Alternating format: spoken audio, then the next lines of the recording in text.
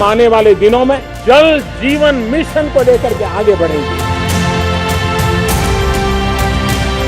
संगम सिर्फ नदियों के नहीं, सरकार और दायित्वों के भी होते हैं। आसमान में जल भंडारों पर लहराता तिरंगा और शुष्क जमीन के सीने पर मुस्कुराते जल कमल।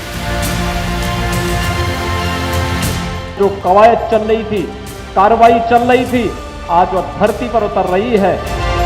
अपने भगीरथ प्रयास से प्रदेश में जल जीवन मिशन की सफलता सुनिश्चित करते माननीय मुख्यमंत्री दिन में रंगोली सजाता, रात में दिवाली मनाता विंध्य और बुंदेलखंड।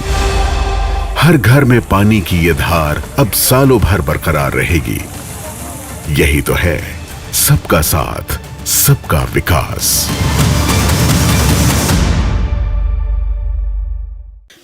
मेरा नाम सल्तनत प्रवीण है। मैंने UPPCS 2022 में 6th रैंक हासिल की है और ये मेरा चौथा अटैम्प्ट है। मेरे एजुकेशनल बैकग्राउंड की बात करें तो मैंने अपनी इनिशियल स्टडीज़ अपने गांव से की है, दर्जीटोला के नेशनल एग्लो पब्लिक स्कूल से। यहाँ मैंने क्लास 8 तक पढ़ाई की। उसके बाद मैंने हाई स्कूल और इंटरमीडिएट न्यू वे स्कूल से किया, जो कि लखनऊ में है। फिर मैंने बीटेक ग्रेजुएशन किया है कंप्यूटर साइंस इंजीनियरिंग में, जो इंटीग्रल यूनिवर्सिटी से किया, जो वो भी लखनऊ में है। ये मेरा 2016 में पास आउट हो गया था। 2017 से I started preparing for civil services. UPPCS exam में 3 स्टेज होते हैं, प्रीलिम्स का, मेंस का और फिर इंटरव्यू का। प्रीलिम्स की बात करें तो इसमें बहुत सारे सब्जेक्ट्स होते हैं, जैसे इकॉनमी, ज्योग्राफी, हिस्ट्री, और एक दूसरा पेपर होता है CSAT का। तो चूँकि मेरा बीटेक बैकग्राउंड रहा है तो CSAT एक क्वालिफाइंग पेपर है, तो उसमें मुझे ज़्यादा दिक्कत हुई नहीं थी। तो मैं एक दिन पहले CSAT पढ़ती थी और उससे मेरा CSAT क्वालिफाई हो जाता था। GS1 की बात करें तो वो बेसिकली स्टैटिक और करंट का कॉम्बो होता है। तो स्टैटिक जो है, मैंने ज्योग्राफी के लिए वही NCERTs पढ़ी थी। हिस्ट्री अपना NCERT से कवर किया था, एंशिएंट और मिडाइवल। और मॉडर्न के लिए मैंने स्पेक्ट्रम पढ़ी थी। उसके स्पेक्ट्रम के जो पीछे के 4-5 पेजेस हैं ना, जिसमें जो टैबुलर फॉर्म में है, वो काफ़ी अच्छे से मैंने पढ़ा था। उसको कई बार याद किया था, बाय हार्ट उसको मेमोराइज़ कर लिया था, बहुत बार रिवाइज़ किया था, तब वो याद हुई थी चीज़ें। तो वो बहुत इंपॉर्टेंट होती हैं। जैसे उसमें ऑर्गेनाइजेशंस दिए हुए हैं, कांग्रेस सेशंस दिया है, गवर्नर जनरल के बारे में दिया है। तो ये सारी चीज़ें मॉडर्न के लिए बहुत इंपॉर्टेंट हो जाती हैं, खास करके जो इवेंट्स हैं, कई बार क्रम में लगाने को आ जाता है, स्पेशली 1857 के बाद वाले जो इवेंट्स हैं। तो ये सारी चीज़ें मैंने स्पेक्ट्रम से काफ़ी अच्छे से मेमोराइज़ कर लिया था, तो हिस्ट्री मेरी यहाँ से कंप्लीट हो गई थी। और ज्योग्राफी करंट था और मेरा स्टैटिक पोर्शन था, जो कि NCERT से कंप्लीट हुआ था। इकोनॉमी के लिए मैंने पूरी तरह से करंट पे ही निर्भर थी।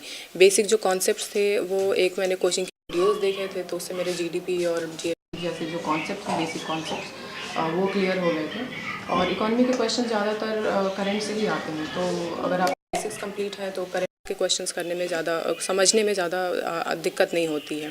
प्रीलिम्स के लिए टेस्ट सीरीज़ मैंने ऑप्ट की थी, जिससे कि एक मुझे पता चल सके कि कहाँ कहाँ मेरी कमी है, मैं किस किस फील्ड्स में लैक कर रही हूँ, कौन कौन से सब्जेक्ट्स में मुझे गहरा अध्ययन करना है।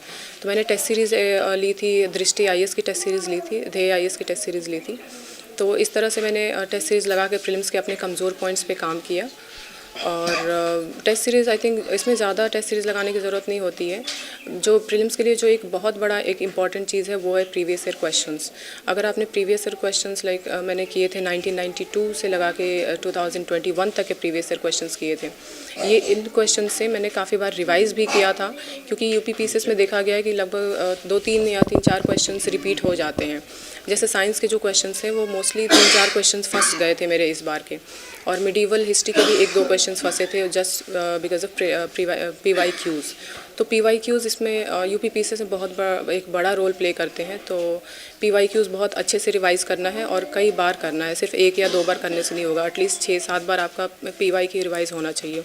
करंट की बात करें तो करंट अफेयर मैंने 2 मैगज़ीन्स लिए थे, और 2 मैगज़ीन्स, एक घटनासार का लिया था और एक दृष्टि का आता है वो लिया था। वीडियोस देखे थे करंट अफेयर के लिए, एक स्टडी फॉर सिविल सर्विसेज का वीडियो आता है UP स्पेसिफिक, वो देखा था।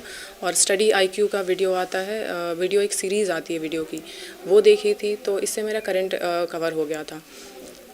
मेंस की बात करें तो प्रीलिम्स के जस्ट आई थिंक प्रीलिम्स के 1 हफ्ते बाद मैंने अपनी मेंस की प्रिपरेशन शुरू कर दी थी। मेरा ऑप्शनल एंथ्रोपोलॉजी था। तो अगर ऑप्शनल की बात करें तो अभी तो यूपीपीसीएस से ऑप्शनल हट गया है, बट ऑप्शनल को मैंने काफ़ी टाइम दिया था और मैं इंश्योर करती थी कि जितने भी सिलेबस में मेंशन्ड टॉपिक्स हैं वो मेरे पास उसके नोट्स हों, और मैं उसको काफ़ी टाइम रिवाइज़ करती थी। एंथ्रोपोलॉजी के नोट्स मैंने टॉपर्स के नोट्स से बनाए थे और सौशिन मैम का वीडियो लेक्चर देखा था, तो उससे मेरे एंथ्रो के नोट्स कंप्लीट हो गए थे। और एक बार जब नोट्स बन गए थे तो मैंने उसको मल्टीपल टाइम रिवाइज़ किया था। GS1 की बात करें तो इसमें हिस्ट्री और ज्योग्राफी के कुछ इवेंट्स और ये सब चीज़ें कवर होती हैं, सोसाइटी वगैरह कवर होती हैं। तो सोसाइटी के नोट्स मैंने प्रीलिम्स से पहले ही बना लिए थे। हिस्ट्री तो पढ़ा ही था पहले से। नोट्स हिस्ट्री के मैंने आज सच कुछ नहीं बनाए थे, बट कुछ जो इम्पोर्टेंट टॉपिक्स थे, जैसे वर्ल्ड हिस्ट्री के मैंने नोट्स बनाए थे वीडियोस देख के। अनअकैडमी के वीडियोस से मैंने वर्ल्ड हिस्ट्री के नोट्स बनाए थे। और ज्योग्राफ़ी जो मैंने एनसीईआरटी से पढ़ी थी, बस वही बेसिक चीज़ें थी मेरे पास। ज्योग्राफ़ी के नोट्स मैंने बेसिकली एनसीईआरटी से कवर किया था। उसका भी आज सच कोई नोट्स नहीं बनाया था, बट जैसे कई सारे टॉपिक्स थे, लाइक अर्थक्वेक हो गया, साइक्लोन हो गया, तो इन सब का एक एक पेज मेरे पास तैयार था जिसको मैंने मल्टीपल टाइम रिवाइज़ किया। एक तो ये ऑलरेडी करंट में चल रहा था क्योंकि इसके टाइम साइक्लोन आया था और फ्लड भी आया था जब मेरा एग्ज़ाम होने वाला था। तो ये कुछ हाइलाइटेड पॉइंट्स थे ज्योग्राफी में जो मुझे करना ही करना था और पोटेंशियल था कि इस पे क्वेश्चंस आ सकता है। GS1 में यूपी स्पेसिफिक भी कई सारे थे कि यूपी के ज्योग्राफी के बारे में और यूपी के कल्चर के बारे में पता होना चाहिए। तो यूपी स्पेसिफिक की एक बुक आती है घटना चक्र की, मैंने वहाँ से काफ़ी चीज़ें कवर की थी और उसमें काफ़ी क्लियरली मेंशन है यूपी का कल्चर, यूपी के क्या क्या धरोहर हैं, हेरिटेज साइट्स क्या क्या हैं, और यूपी का तराई क्षेत्र कौन सा है, plus Bundelkhandi, eastern western UP में क्या क्या जोग्राफिकल डिफरेंसेस हैं, ये सारी चीज़ें वो बुक से कवर हो गई थी। और जो चीज़ें नहीं कवर थी, जैसे कि बहुत सारे उसमें यूपी स्पेसिफिक टॉपिक्स थे जो दृष्टि और घटना चक्र में कवर नहीं था, तो उसको मैंने ध्येय की एक बुकलेट आती है यूपी स्पेशल, वो ली थी जिसमें यूपी के GS1, GS2, GS3 का पार्ट कवर था। तो उससे मैंने 2-3 टॉपिक्स उस बुकलेट से पढ़ा था। Talking about GS2 polity Laxmikant से कवर की थी मैंने और उसी को मल्टीपल टाइम रिवाइज़ किया था। उसमें मैंने नोट्स बनाए थे जैसे कि जो उस वक्त न्यूज़ में थे, जैसे कि एंटी डिफेक्शन लॉ हो गया, गवर्नर का रोल हो गया और NGOs हो गए, SHGs हो गए, जिन पे बार बार क्वेश्चन पूछा जाता है। तो ये इसके मैंने बहुत ही क्रिस्प और शॉर्ट नोट्स बनाए थे। और जैसे कि मैं आपको एग्जांपल देती हूँ, जैसे एंटी डिफेक्शन का जो केस था उस वक्त काफ़ी हाईलाइटेड था, तो उसमें मैंने एक पेज का नोट बनाया था और बहुत ही शॉर्ट था। उसमें मैंने मेंशन किया था कि किस आर्टिकल में मेंशन है, ये नोट्स बनाने का तरीका बता रही हूँ मैं, वो किस आर्टिकल में मेंशन है, कॉन्स्टिट्यूशन में डिफाइंड है या नहीं है, कौन सा आर्टिकल है और किस शेड्यूल में है, किस पार्ट में है, ये सब, उसका क्या रोल, कौन उस पर फैसला लेता है एंटी डिफेक्शन पे, और क्या क्या इंपॉर्टेंट सुप्रीम कोर्ट जजमेंट्स रहे हैं उस पर। तो अगर मैं आंसर लिखना शुरू करती थी तो मैं आर्टिकल से लिखना शुरू करती थी, और जब मैं कंक्लूजन लिखती थी तो उसमें मैं सुप्रीम कोर्ट के जजमेंट से या कोई कमीशन उससे रिलेटेड है तो उससे ख़त्म करती थी कि ये रिकमेंड किया गया है या सुप्रीम कोर्ट ने ये बोला है। तो ऐसे में आंसर को कंक्लूड करती थी। ये पॉलिटी के लिए था। इकॉनमी की बात करें तो इकॉनमी मेरे बेसिक्स कोचिंग के नोट्स से किया था, जैसे कि वाजीराम का नोट था, तो इकॉनमी के बेसिक्स मैंने वहाँ से कवर किए थे। और करंट के लिए अपडेट रहने के लिए मैंने फिर से यूट्यूब वीडियोस का सहारा लिया था। वहाँ से मेरे इकॉनमी काफ़ी हद तक कवर हो गया था। बेसिकली ये न्यूज़पेपर से भी काफ़ी लिमिट तक कवर हो जाता है इकॉनमी का पार्ट जो है, क्योंकि ज़्यादातर क्वेश्चंस इसी पे बनते हैं कि करंट में क्या चल रहा है। जैसे RBI ने कोई स्टेप लिया तो वो क्या सही है या नहीं, फिस्कल मैनेजमेंट से रिलेटेड, और उत्तर प्रदेश स्पेसिफिक से भी इकॉनमी के क्वेश्चंस पूछे जाते हैं, जैसे कि बजट में क्या प्रावधान है या स्कीम्स कोई हाईलाइटेड है बहुत तो उसके प्रावधान पूछे जाते हैं। तो ये सब चीज़ें जो बेसिकली जो करंट में है मैंने वही किया था, कुछ एक्स्ट्रा उस पर इकॉनमी पे एफर्ट नहीं किया था। लेकिन हाँ, अगर आपके बेसिक्स कंप्लीट हैं तो जितने भी हाई लेवल के क्वेश्चंस आ जाएं you will be able to cover it. GS4 की बात करें जो कि एथिक्स का पेपर है, तो एथिक्स के लिए एक मेन स्पेसिफिक दृष्टि की एक घटना चक्र की मेन स्पेसिफिक एथिक्स के लिए GS4 के लिए एक बुकलेट आती है। तो प्रीलिम्स से पहले आई थिंक मैंने 40 to 50% वीडियोस देख के कवर किया था एथिक्स का जो भी सिलेबस था, और वो मैंने लुकमान IAS का कोचिंग वीडियो है उससे कवर किया था। और जब मेरे प्रीलिम्स ओवर हो गया था तो उसके बाद मैंने एथिक्स जो था वो रिज़ल्ट प्रीलिम्स के रिज़ल्ट आने के बाद कवर किया था 100%। वो मैंने कवर किया था वही घटना चक्र के बुकलेट से। और उसमें मैंने एक एक जो टर्म्स दिया हुआ है एथिक्स के सिलेबस में, जो एक कीवर्ड दिया हुआ है उसको डिफ़ाइन करने पे मैंने ज़्यादा जोर दिया था। जैसे कि मान लीजिए कोई पर्सुएशन है टॉपिक, या एटीट्यूड या एप्टीट्यूड टॉपिक है, तो उसको मैंने फ़र्स्ट ऑफ़ ऑल डिफ़ाइन करना सीखा था। डेफिनेशन उसकी याद की थी, जो एक स्टैंडर्ड डेफिनेशन है। अगर आपको स्टैंडर्ड डेफिनेशन याद नहीं भी हो तब भी कोई बात नहीं, लेकिन अगर आपको कोई स्टैंडर्ड डेफिनेशन है या किसी बड़े पर्सनालिटी ने एटीट्यूड या एप्टीट्यूड जैसे टॉपिक्स को डिफ़ाइन किया है, तो अगर आप उनका नाम मेंशन करके और फिर डिफ़ाइन करते हो तो ये बहुत अच्छा इम्पैक्ट जाता है। तो मैंने हर कीवर्ड के साथ किसी एक बड़े पर्सनालिटी का डेफिनेशन लिखने की कोशिश की थी। तो इससे मेरा एथिक्स का जो स्टार्टिंग पॉइंट था, या जो इंट्रोडक्शन जिसे कहते हैं हम, वो बहुत अच्छा हो गया था। और कंक्लूजन में मैं कोशिश करती थी कि जो एथिक्स का आंसर है वो मैं हर एक स्टेटमेंट के बाद एक एग्जांपल के साथ फिनिश करूं। जैसे कि अगर ऑनेस्टी या इंटेग्रिटी पे कोई क्वेश्चन आ गया तो मैं कोशिश करती थी उसमें 4-5 मैं एग्जांपल्स डालूं ही डालूं। और कोई कोर्स अगर उससे रिलेटेड है तो आप किसी कोट से भी स्टार्ट कर सकते हो उसको उस पर्टिकुलर आंसर में, और कंक्लूड करने में भी आप किसी कोट का इस्तेमाल कर सकते हो। तो हिंदी जो है, मैंने अरिहंत की एक बुक आती है तो वहाँ से मैंने कवर की थी। उसमें जो सिनोनिम्स, पर्यायवाची और जो विपरीत शब्द होते हैं वो याद करना, और वहाँ से जो कोट्स दिए होते हैं जिनका मतलब कहावतें, मुहावरे होते हैं, वो मैंने अरिहंत से कवर किया था। और मैंने सिंस क्लास 8 तक मैंने हिंदी मीडियम से ही पढ़ाई की थी, तो हिंदी में मुझे उतनी दिक्कत आई नहीं।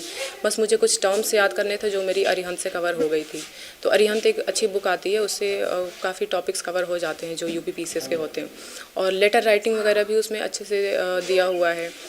तो सबसे पहले तो आप एक एनालाइज कर सकते हो पैटर्न पूरा। तो मैंने क्या किया था कि सारे जितने भी अभी तक के मेंस के जो पेपर हुए हैं UPPCS में 4-5 सालों के, वो मैंने डाउनलोड किया था। और एक एक टॉपिक को, एक एक पेपर को मैंने उठा के देखा था। फिर मैंने उसका एक पैटर्न चेक किया कि 2019 में ये लेटर लिखने को मिला था, तो 2022 में दूसरे, 2021 में दूसरे किसी टॉपिक पे लिखा था। तो जब आप एक पैटर्न आपको एनालाइज हो जाता है, जब आप समझने लगते हो कि किस पैटर्न पे क्वेश्चन पूछा जा रहा है, तो आपको नेक्स्ट क्वेश्चन प्रिडिक्ट करना काफ़ी हद तक आसान हो जाता है। तो जब भी मैं पढ़ने बैठती थी या जब भी मैं कोई टॉपिक उठाती थी, तो सबसे पहले मैं यही देखती थी कि उसका क्या पैटर्न रहा है, उस पर कितने साल से क्वेश्चन पूछा जा रहा है, पूछा गया भी है या नहीं क्वेश्चन पूछा गया एक भी, और अगर पूछा गया है तो कितनी बार, 1 बार, 2 बार या 3 बार। कई क्वेश्चंस होते हैं जो हर साल पूछे जाते हैं, जैसे कि GS2 का जो फाइनेंस कमीशन है वो ऑलमोस्ट हर साल ही पूछा गया, तो ये टॉपिक तो आपको करना ही करना है। तो ऐसे आप सारे पेपर्स के लिए एक पैटर्न आप निकालो, आप सारे एनालाइज करो जो भी अभी तक मेंस के पेपर हुए हैं, तो आपको एक पैटर्न पता चल जाएगा। तो नेक्स्ट क्वेश्चंस प्रिडिक्ट करना काफ़ी आसान हो जाएगा, और जिससे आपको तैयारी में एक क्विक टाइम वेस्ट बिल्कुल नहीं होगा, और एक क्विक एनालिसिस हो जाएगा। तो आपको टाइम कम देना पड़ेगा उसके लिए। ऐसे की बात करें तो ऐसे मेरा चूँकि राइटिंग शुरू से सही रहा है स्कूल टाइम से ही, तो ऐसे में मैंने कुछ ऐसा एज सच प्रैक्टिस नहीं की थी। बट हाँ, मैंने कई सारे ऐसे से जस्ट 1 हफ़्ते पहले मैंने कई सारे कोट्स वगैरह लिखे थे, गूगल से डाउनलोड करके मेंशन किया था एक टॉपिक पे। जैसे विमेन का एक टॉपिक बहुत प्रचलन में है UPPCS में। तो विमेन से रिलेटेड जितने भी कोट्स हैं जो किसी बड़े पर्सनालिटी ने बोले हैं, या फिर जो मुहावरे हैं या कहावतें हैं, तो मैंने एक जगह नोट डाउन कर लिया था और इनको मल्टीपल टाइम रिवाइज़ किया था। ऐसे ही एग्रीकल्चर एक टॉपिक है, उससे रिलेटेड कई सारे कोट्स हैं, जैसे कि जवाहरलाल नेहरू ने बोला है एग्रीकल्चर से रिलेट करके, अम्बेडकर ने बोला है, अब्दुल कलाम ने बोला है एग्रीकल्चर पे कोट्स, या फिर ऐसे कई सारी कहावतें हैं एग्रीकल्चर से रिलेटेड, किसानों से रिलेटेड। तो ये सारी चीज़ें मैंने एक जगह नोट कर ली थी और इनको मल्टीपल टाइम रिवाइज़ किया था। तो इससे मेरा आंसर इंट्रोड्यूस करना और ख़त्म करना दोनों बहुत आसान हो गया था। मैंने ऐसे में कोशिश की थी कि जो मेरी स्टार्टिंग हो वो एक कहानी से शुरू हो। मैंने 3 ऐसे लिखे थे UPPCS में, और मेरे तीनों ऐसे एक कहानी से, एक एनेक्डोट जिसको बोलते हैं, एक कहानी से शुरुआत की थी। जैसे विमेन से रिलेटेड एक टॉपिक था इस बार UPPCS में, तो मैंने उसमें मैरी कॉम की कहानी डाली थी। एग्रीकल्चर से रिलेटेड एक टॉपिक था, तो उसमें मैंने कोविड के दौरान एग्रीकल्चर का क्या रोल रहा है, ये वाली कहानी डाली थी। तो ये एक टॉपिक स्टार्ट करने का ये एक बेहतर ऑप्शन हो सकता है। और कंक्लूड करने में मैंने ज़्यादातर अब मुहावरों से और कहावतों से या किसी बड़ी पर्सनालिटी के कोट से ख़त्म किया था। ऐसे एक ऐसी चीज़ है जिसमें आप ज़्यादातर डायग्राम्स या फ्लो चार्ट्स वगैरह नहीं बना सकते, तो ये सिंपल आपको सेंटेंस वाइज ही लिखना होता है। और जितने भी बाकी के जीएस पेपर्स थे, मैंने सब में ऑलमोस्ट हर एक आंसर में मैंने डायग्राम्स और फ्लो चार्ट का यूज़ किया है। शब्दों का बहुत कम इस्तेमाल करना है आपको, तो इससे सीखा जा सकता है। मैंने हर एक आंसर में अपने डिज़ाइंस बनाए हैं, फ्लो चार्ट्स बनाए हैं, तो ये एक बहुत अच्छा ऑप्शन होता है आंसर्स को एक अच्छा रिप्रेजेंटेशन देने के लिए।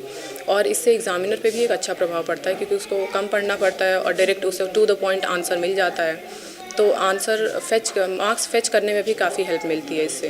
आंसर राइटिंग मैंने प्रीलिम्स के जस्ट एक दिन बाद स्टार्ट कर दी थी। और सबसे पहले तो बैठ के मैंने प्लान आउट किया था कि मुझे कितने दिन में कितने पेपर्स को ख़त्म करना है। GS1 का मैंने प्लान आउट किया था कि मुझे फर्स्ट डे में सोसाइटी का पूरा पार्ट कवर कर लेना है। फिर ऐसे मैंने सारे एक एक करके सारे का प्लान आउट कर रखा था और एक टाइम फ्रेम सबके लिए सेट कर दिया था कि मुझे इतने दिनों में ये ख़त्म करना ही करना है। अगर आंसर राइटिंग की बात करें तो सबसे पहले मैं वही पैटर्न एनालाइज करती थी। मैंने सारे 2018 से लेके 2021 तक के मेंस के पेपर्स डाउनलोड किए थे, और जो भी टॉपिक है, जैसे सोसाइटी एक टॉपिक है, तो सोसाइटी से मैंने देखा कि किस टाइप के क्वेश्चंस बन रहे हैं और किस टॉपिक पे सबसे ज़्यादा क्वेश्चंस बन रहे हैं।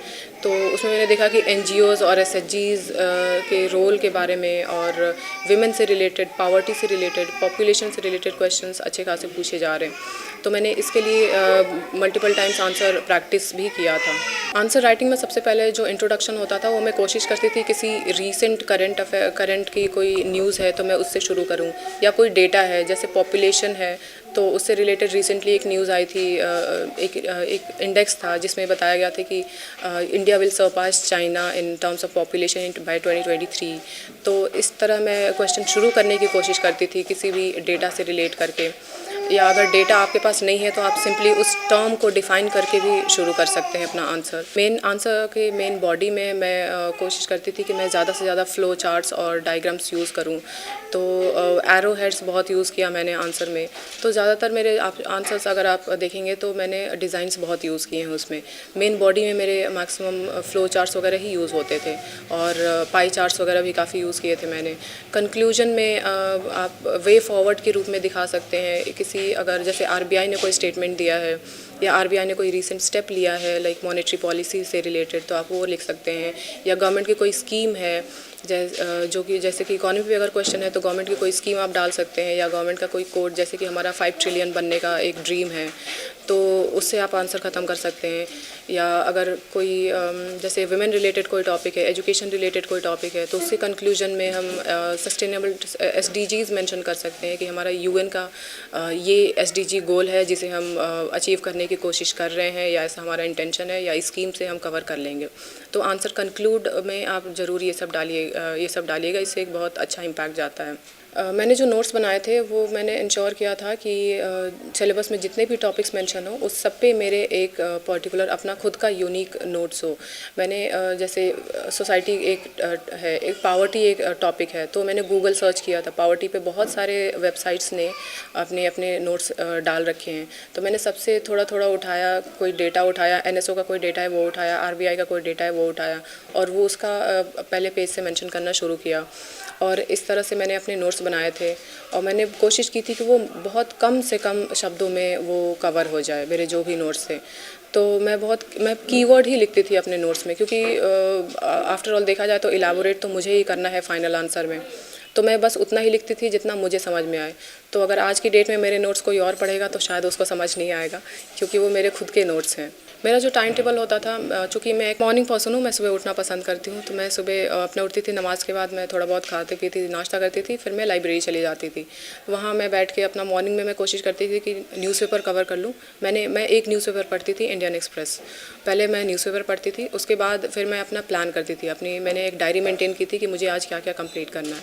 तो न्यूज़पेपर पढ़ने के बाद मैं अपना डायरी निकालती थी, उसमें मैं लिखती थी कि आज मुझे ये टॉपिक्स कंप्लीट करने हैं और कितनी देर में करना है और किस टाइम तक करना है, मैं ये भी साइड में मेंशन करती थी। और साइड में एक टिक बॉक्स भी बनाती थी कि वो हुआ या नहीं हुआ। अगर वो पर्टिकुलर टारगेट कंप्लीट हो गया तो मैं ग्रीन सिग्नल लगाती थी, और नहीं हुआ तो मैं उसको क्रॉस करती थी, और वो मैं नेक्स्ट डे में ऐड ऑन हो जाता था। तो ऐसे मैं अपना टारगेट सेट करती थी, फिर मैं उस पे लग जाती थी और करीब 10 बजे से मेरा मेन टारगेट शुरू होता था। पहले फर्स्ट हाफ में मैं एंथ्रोपोलॉजी जो मेरा ऑप्शनल है उसको कवर करती थी। चूँकि अब ऑप्शनल हट गया है तो आप जीएस के कोई सब्जेक्ट्स उसमें इंक्लूड कर सकते हो। तो मेरा ऑप्शनल लंच टाइम तक हो जाता था। फिर मैं 1 या 1:30 बजे तक, जब तक मेरा टारगेट कंप्लीट नहीं हो जाए तब तक मैं बैठी रहती थी टेबल पे। उसके बाद मैं लंच के लिए उठती थी। लंच मैं घर से लेके जाती थी, मेरा टिफ़िन लेके जाती थी और मेरे कुछ दोस्त भी थे, तो हम साथ में बैठ के लंच करते थे। लंच में हम ज़्यादा टाइम नहीं देते थे क्योंकि ये मेंस का टाइम था, तो हमें ज़्यादा से ज़्यादा पढ़ाई में फोकस करना था। तो लंच में 10 से 15 मिनट में लंच कर लिया, फिर वापस टेबल पे जाते थे, फिर बैठ जाते थे। और चूँकि खाने के बाद नींद ज़्यादा आती है तो कोशिश करते थे कि कम ही खाएं, और अगर नींद आ रही है तो जब वापस हम जाते थे अपने टेबल पे तो एक वीडियो देख लेते थे। वो वीडियो कोई न्यूज़ रिलेटेड हो सकता है या फिर कोई सॉन्ग आप सुन लीजिए अगर आपको सॉन्ग सुनना पसंद है तो, जिससे कि आपको नींद ना आ जाए। और एक चीज़ जो मैं बताना चाहूँगी कि सुबह सुबह के टाइम झपकी बहुत आती है, नींद बहुत आता है सुबह 10 से 11 बजे के अराउंड। तो अगर आपके साथ भी ऐसा हो रहा है, आप रिलेट कर पा रहे हो, तो मैं क्या करती थी, मैं इंस्टाग्राम खोल लेती थी, तो उससे मेरी नींद गायब हो जाती थी। तो 5-10 मिनट इंस्टा चलाया, फिर बंद कर दिया, तो झपकी मेरी गायब हो जाती थी। फिर मैं पढ़ने पर लग जाती थी। और लंच के बाद भी आप ये करना चाहो तो कर सकते हो, या कोई वीडियो देख लो जो प्रोडक्टिव यूज़ कर लो, टाइम यूटिलाइजेशन आपका अच्छा हो जाएगा। फिर शाम में एक बार मेरा एक जीएस का फर्स्ट हाफ कंप्लीट हो जाता था, तो शाम में करीब 4-5 बजे के अराउंड मैं चाय पीने के लिए उठते थे और हम सब दोस्तों के साथ जाके चाय पीते थे। फिर वापस आके फिर से टेबल पे बैठ जाते थे और फिर पढ़ाई करते थे। और जो मेरा सेकंड हाफ होता था उसमें मैं मोस्टली कवर करती थी कि मेरा एसे वाला पोर्शन जिसमें कोट्स लिखना हो, या हिंदी वाला पोर्शन, और करंट अफेयर और यूपी स्पेशल। तो ये 4 चीज़ें मैं शाम के लिए रखती थी सेकंड हाफ में। तो ये चलता था करीब 9 साढ़े 9 बजे तक, और उसके बाद फिर मैं घर चली जाती थी। घर पे जाके मेरा ये था कि मैंने डिनर किया और उसके बाद जो मैंने पूरे दिन पढ़ाई की है उसको रिवाइज़ करना। एक बार मैं उसको रिकॉल कर लेती थी क्या क्या मैंने पढ़ा है।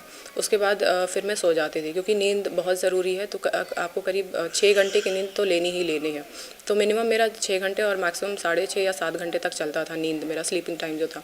फिर मैं सुबह वही उठती थी और वही दिनचर्या होती थी मेरी। मेरा इंटरव्यू 13 मार्च को था और प्रोफेसर रामजी मौर्य सर का बोर्ड था मेरा। उसमें करीब मेरा इंटरव्यू 20 मिनट तक चला था। और प्रोफेसर मौर्य सर हैं, चेयरमैन थे मेरे बोर्ड में, और उनके साथ 3 और मेंबर्स थे। तो 20 मिनट तक के इंटरव्यू में उन्होंने काफ़ी इंटरेस्टिंग क्वेश्चंस पूछे और काफ़ी आपकी सोचने की क्षमता और आपकी डिसीजन लेने के पावर को उन्होंने चेक किया था। कुछ क्वेश्चन जो मुझे याद आ रहे हैं, एक तो चेयरमैन सर ने मुझसे पूछा था कि उत्तर प्रदेश में फ़ीमेल लिटरेसी का बहुत अभाव है, फ़ीमेल लिटरेसी बहुत कम है बाकी जगहों के कंपैरिजन में, तो इसकी ज़िम्मेदार आप किसे मानती हैं, महिला या पुरुष? और मुझे किसी एक को ही चुनना था, या तो महिला को या पुरुष को। तो इस पर काफ़ी देर तक कॉन्वर्सेशन चला था चेयरमैन सर से।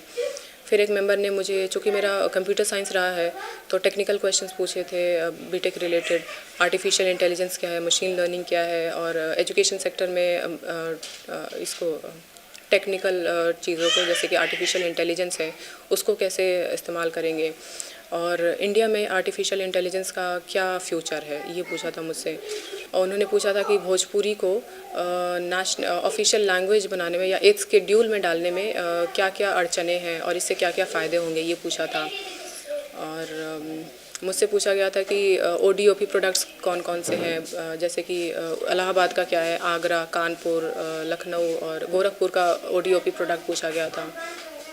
और जैसे इलाहाबाद का ODOP प्रोडक्ट मूंज है, तो मुझसे पूछा गया था मूंज कहाँ इस्तेमाल होता है। एक पैनल मेंबर्स थे, उन्होंने मुझसे पूछा था कि अगर आप किसी जगह पे पोस्टेड हैं एज एन SDM, तो आप ऐसा क्या कदम या क्या स्टेप्स लेंगी जिससे कि जो ग्रेजुएट्स हैं वो सरकारी नौकरी की तरफ ना भागें और वो खुद जॉब क्रिएट करें। एंटरप्रेन्योरशिप और बिजनेस स्टार्टअप रिलेटेड क्वेश्चन था ये। और कमिश्नरेट सिस्टम के बारे में मुझसे पूछा गया था कि चूँकि मेरा सेकंड प्रायोरिटी DSP भरा था मैंने, तो कमिश्नरेट सिस्टम क्या कैसे अलग हुआ, किस किस ज़िलों में अभी ये चल रहा है, ये पूछा गया था। इंटरव्यू के लिए मैंने 5-6 जगह मॉक दिया था, जैसे कि ध्येय में, दृष्टि में और संस्कृति IAS में, GS वर्ल्ड में। तो मॉक से मुझे काफ़ी कुछ सीखने को मिला था, मुझे डूज़ एंड डोंट्स पता चले थे, क्या करना है क्या नहीं करना है। तो इंटरव्यू के लिए तो मॉक्स तो मुझे काफ़ी फ़ायदा किया था। तो मुझे लगता है सबको एक मॉक दे देना चाहिए, जिससे कि फाइनल में अगर कुछ गलती के चांसेस हैं, जो बेसिक चीज़ें जो नहीं करनी चाहिए वो हो रहे हैं, तो वो सुधार किया जा सकता है। सोशल मीडिया मैं इंस्टाग्राम पे भी एक्टिव रहती हूँ, मैं व्हाट्सएप चलाती हूँ, फेसबुक पे मेरी कोई आईडी नहीं है। तो जब भी मैं बोर होती थी मैं इंस्टाग्राम चलाती थी, व्हाट्सएप पे दोस्तों के साथ चैटिंग कर लेती थी, मम्मी के साथ चैटिंग करती थी।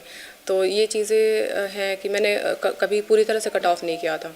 मैंने इंटरव्यू से आई थिंक 1 हफ़्ते पहले अपना इंस्टाग्राम डीएक्टिवेट कर दिया था, क्योंकि वो मुझे थोड़ा लगा उस वक्त भी डिस्ट्रैक्टिंग है, मुझे न्यूज़ पे ज़्यादा अपडेट रहना चाहिए। तो इसलिए मैंने 1 हफ़्ते के लिए ही बस डीएक्टिवेट किया था। बाकी मेरे पूरे मेंस के टाइम मेरा इंस्टा एक्टिव था, मेरे प्रीलिम्स के टाइम इंस्टा एक्टिव था। तो ये ज़रूरी नहीं कि आप पूरी तरह से सोशल लाइफ से कट ऑफ हो जाएं, एक बैलेंस्ड वे में भी आप आगे चीज़ों को आगे लेके जाया जा सकता है। और मैंने पढ़ाई कभी घंटों के हिसाब से नहीं की, ये नहीं सोचती थी कि मुझे 8 घंटे 10 घंटे या 24 घंटे पढ़ना ही पढ़ना है। जब भी मुझे ऐसा लो फील होता था मैं घूमने निकल जाती थी, फैमिली के साथ आउटिंग पे निकल जाती थी या दोस्तों के साथ बाहर निकल जाती थी। तो मैं यही कहना चाहूँगी कि जो ये सब जो चीज़ें हैं, या जो लोग बोलते हैं कि 24 घंटे में से 28 घंटे पढ़ना है, तो ऐसा बिल्कुल नहीं है। आप सब चीज़ों को साथ लेके चल सकते हैं, आप फुल टू एंजॉय भी कर सकते हैं, साथ में पढ़ाई कर सकते हैं। तो फैमिली टाइम भी और दोस्तों के साथ टाइम भी उतना ही इम्पॉर्टेंट है जितना कि आपका पढ़ाई इम्पॉर्टेंट है। तो कट ऑफ करने की बिल्कुल ज़रूरत मुझे तो नहीं लगी, और ना ही मैंने किया था। इन सब चीज़ों के साथ लेके, फैमिली के साथ लेके, दोस्तों के साथ लेके मैंने ये 6th रैंक हासिल की थी। मेरी जो पढ़ाई हुई थी सिविल सर्विसेज की, मैंने उर्दू IAS अकेडमी में मैंने ज्वाइन किया था। वहाँ मैं कोविड के टाइम वहाँ 1 साल के लिए एनरोल थी। उसके बाद फिर मैं जामिया मिलिया इस्लामिया के जो रेजिडेंशियल कोचिंग प्रोग्राम है, वहाँ पे मैं 2 साल रही हूँ, वहाँ से प्रिपेयर किया है। तो वहाँ का सीनियर्स काफ़ी अच्छे हैं, जो ऑलरेडी सेलेक्टेड हैं, IPS IRS लोग हैं, तो उनसे काफ़ी गाइडेंस मिल जाती है। तो पता चलता है कि आपके प्रिपरेशन में आप कहाँ लैग कर रहे हो, क्या क्या कमियाँ हैं आपके प्रिपरेशन में। तो वहाँ मुझे काफ़ी कुछ सीखने को मिला, और जो मेरी प्रिपरेशन जो स्ट्रैटेजी थी उसको एक प्रॉपर चैनलाइज कर पाई मैं उनकी गाइडेंस की वजह से। और जहाँ तक कोचिंग की बात है, तो कोचिंग अगर आपको लग रहा है कि आपको करना चाहिए तो डेफ़िनेटली आप करिए, बट ऐसा नहीं है कि आप कोचिंग से ही आपको सफलता मिलेगी। बहुत सारी ऐसे इंस्टीट्यूट है जहाँ पे आप ज्वाइन कर सकते हो, जैसे कि जामिया का RCA है, अलीगढ़ का RCA है, भागीदारी भवन है, ऐसी तमाम इंस्टीट्यूट्स हैं। आप पता करिए और देखिए आप एलिजिबल हैं तो आप बिल्कुल अप्लाई करिए। और अगर आप कोचिंग अफोर्ड नहीं कर पा रहे हो या फिर इन जगहों पे भी एलिजिबल नहीं हो, तो आप सेल्फ स्टडी भी कर सकते हैं। आप सिंपल एक लाइब्रेरी ज्वाइन करिए, लाइब्रेरी में अपना एक टाइम टेबल सेट करिए और डेली कोशिश करिए कि आप उस पर कंसिस्टेंट रहें। आप जो भी प्लान बनाएं, जो भी स्ट्रैटेजी बनाएं, try to stick on that, क्योंकि अगर जब तक आपकी लाइफ में एक डिसिप्लिन नहीं आएगा तब तक आप ये चीज़ों को इम्प्लीमेंट नहीं कर पाएंगे। तो discipline is the most important thing, जिससे कि आप चीज़ों को इम्प्लीमेंट करेंगे, जो आपने प्लान आउट किया है वो ग्राउंड लेवल पे दिखेंगी। और ये एक लॉन्ग जर्नी है, तो ये सिर्फ 1 दिन के डिसिप्लिन में या 1 महीने के डिसिप्लिन में या 3-4 महीने के डिसिप्लिन में नहीं आने वाला। आपको अपने लगन में, आपकी मेहनत में, आपकी जो जर्नी है उसमें कंसिस्टेंट रहना है, और तभी ये रिज़ल्ट आपको देखने को मिलता है। कई बार होता है कि लोग ब्रेक ले लेते हैं, 1 महीने तक जम के पढ़ते हैं, फिर 1 हफ़्ते का ब्रेक ले लिया, तो ऐसा नहीं होना चाहिए। आप जो भी आप कंसिस्टेंट रहो, भले आपको 1 हफ़्ते या 1 दिन कोई काम पड़ रहा है तो उस दिन कम पढ़ाई करो, लेकिन पढ़ाई ज़रूर करो, छोड़ना नहीं है। मतलब 1 दिन भी मिस नहीं करना है। भले हो सकता है आपको सिर्फ न्यूज़पेपर पढ़ने का टाइम मिले 1 दिन, लेकिन पढ़ो, न्यूज़पेपर भी मत स्किप करो, कुछ ना कुछ पढ़ो पर डे, जिससे कि आपकी कंसिस्टेंसी मेंटेन रहेगी। और आपके ऊपर जो रिस्पॉन्सिबिलिटी है, आपको खुद को फील कराना है कि हाँ मुझे ये करना है, ये मेरी जिम्मेदारी है। कई बार होता है कि हम बार बार जब पढ़ते हैं और हर दिन एक ही दिनचर्या रहती है तो काफ़ी बोरिंग हो जाता है। तो ये बोर्डम से ब्रेक भी मिलना चाहिए। तो मैं क्या करती थी, सोशल मीडिया तो था ही एंटरटेनमेंट के लिए, इसके अलावा मैं कभी कभी खेलने भी चली जाती थी, या जिम करना भी मुझे पसंद है तो मैं जिम भी करती थी। मुझे एरोबिक्स करना बहुत पसंद है, तो एरोबिक्स से काफ़ी मूड फ्रेश हो जाता था, तो मैं कई बार ये भी करती थी। तो जो मेरी हॉबी है वॉलीबॉल खेलना और अपसाइक्लिंग, जिसमें वेस्ट प्रोडक्ट से कुछ ना कुछ बनाना होता है। तो जब भी मैं पढ़ाई से बोर होती थी या तो वॉलीबॉल खेलने निकल जाती थी, अगर इसका टाइम नहीं मिलता था तो बैडमिंटन खेलती थी, कि अगर बैडमिंटन का वो कुछ चांस नहीं है तो अब साइकिलिंग करती थी घर पे बैठ के जब अकेले होती थी तो ये सारी चीज़ें थी जो एक मोनोटोनस जो प्रिपरेशंस होता है उसको ब्रेक करता है और आपको एक फ़्रेश और एनर्जेटिक बनाता है। ये चीज़ें आपके माइंड को जब दूसरी जगह ले जाता है, फिर आप वापस आते हो तो एक फ़्रेश माइंडसेट के साथ फिर से पढ़ने बैठते हो। तो मुझे लगता है आपको इक्वली टाइम अपने हॉबी को भी देना चाहिए, जिससे कि ना आपकी फ़िज़िकल फ़िटनेस इंश्योर होती है बल्कि आप मेंटली भी बहुत फिट रहते हो और नेक्स्ट टारगेट कंप्लीट करने के लिए एकदम सेट रहते हो। अभी का जो एग्ज़ाम है 2023 का वो 14 मई को है, तो जो भी एस्पिरेंट्स इसके लिए प्रिपेयर कर रहे हैं मैं उनसे अभी एक ही मैसेज देना चाहूँगी कि अभी प्रीलिम्स पे लग जाओ और जम के लग जाओ। जो भी करंट अफेयर की मैगज़ीन्स आई थिंक मार्केट में अभी आ चुकी होंगी, तो एटलीस्ट 2 मैगज़ीन आप उठाओ करंट के लिए और उसको मल्टीपल टाइम रिवाइज़ करो। जो आपकी स्टैटिक सब्जेक्ट हैं वो तो आई एम श्योर चल ही रही होंगी और मॉक सीरीज़ पे उतना ध्यान अभी देने की ज़रूरत है नहीं। अगर आप चाहो तो 7-8 मॉक लगा सकते हो, मॉक टेस्ट सीरीज़। और इसके अलावा प्रीवियस ईयर क्वेश्चंस बहुत अच्छे से करो, खास करके जो ज्योग्राफी के क्वेश्चंस हैं और जो साइंस एंड टेक के क्वेश्चंस हैं। ये क्वेश्चंस हैं जो कि आपको कई बार रिपीट देखने को मिल जाते हैं। तो इन क्वेश्चंस के प्रीवियस ईयर जो भी क्वेश्चंस आए हैं अभी तक के, उसको बहुत अच्छे से करो और अगर आप चाहो तो उसके नोट्स भी बना सकते हो, जैसा कि मैंने बनाया था। मैंने प्रीवियस ईयर क्वेश्चंस के नोट्स बनाए थे एवर नोट पे, तो आप ये करके भी मल्टीपल टाइम रिवाइज़ कर सकते हो। और अभी बस लग जाओ, प्रीलिम्स में ज़्यादा दिन नहीं बचे हैं and all the best for the exam and thank you for watching DKT।